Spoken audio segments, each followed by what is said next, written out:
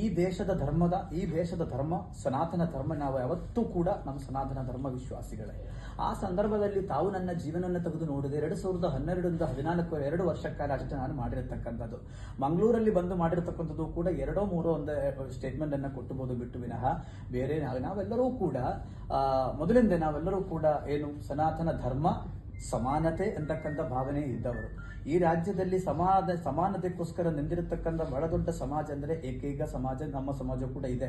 ಮಾನ್ಯ ಜನಾರ್ದನ ಪೂಜಾರಿ ಅವರು ಹಾಗೂ ಎಚ್.ಜಿ. ರಾಮುಲು ಅವರು, ದಿವಂಗತ ಬಂಗಾರಪ್ಪನವರೆಲ್ಲರೂ ಕೂಡ ಕಾಂಗ್ರೆಸ್ ಪಕ್ಷದಲ್ಲಿ ಬಂದು ಸಮಾನತೆಗೋಸ್ಕರ ಹೋರಾಟ ಮಾಡಿದವರು. ಆದರೆ ಅವ್ರನ್ನೆಲ್ಲ ಸೈಡ್ ಲೈನ್ ಮಾಡಿ ಕೂಡಿಸಿರೋದು ನಾವು ನೋಡಬಹುದು.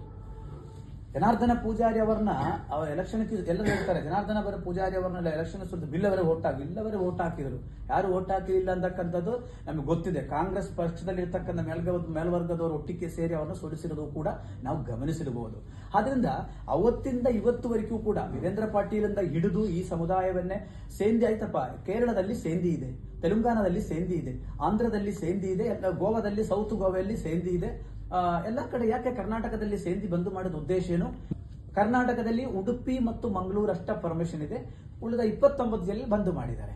ಅದೇನಕ್ಕೋಸ್ಕರ ಅಂದ್ರೆ ಸೇಂದಿ ಸಾರಾಯವನ್ನ ಮಾರಿಕೊಂಡು ಆ ದುಡ್ಡಿನ ಮೇಲೆ ಅವರು ರಾಜಕಾರಣವನ್ನ ಮಾಡುತ್ತಾರೆ ಅಂತೇಳಿ ಈಡಿಗರ ಮೂಲ ಕಸವನ್ನೇ ಬಂದು ಮಾಡಿಬಿಟ್ರೆ ಅವರು ರಾಜಕೀಯಕ್ಕೆ ಬರುವುದಿಲ್ಲ ಅಂತ ಈಗ ಆ ಭಾಗ ನಮಗೆ ಗೊತ್ತಿದೆ.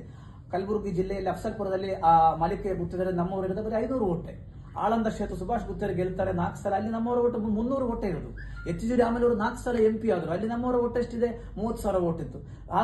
ಆರಂಜಾಲಪ್ಪ. ಸೊ ಈಡಿಗರು ಎಲ್ಲರನ್ನೂ ಕೂಡ ಸೇರಿಸಿಕೊಂಡು ಹೋಗುವ ಒಂದು ಶಕ್ತಿ ಆ ಸಮುದಾಯಕ್ಕಿತ್ತು.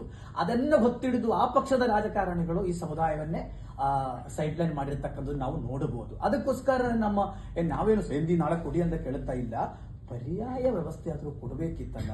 ಏನಾದ್ರೂ ಒಂದು ಹಿಂದುಳಿದ ಯಾವ್ದಾದ್ರು ಕುಲಕಸವು ಬಂದು ಮಾಡಿದಿರಾ? ಯಾರಿಗಾದ ಅನ್ಯಾಯ ಮಾಡಿದಿರಾ? ಇಲ್ಲೋ ಅಲ್ಲ, ಯಾಕೆ ಈ ಸಮುದಾಯ ಟಾರ್ಗೆಟ್ ಮಾಡಿದಿರ ಅಂತಕ್ಕಂಥ ಪ್ರಶ್ನೆ.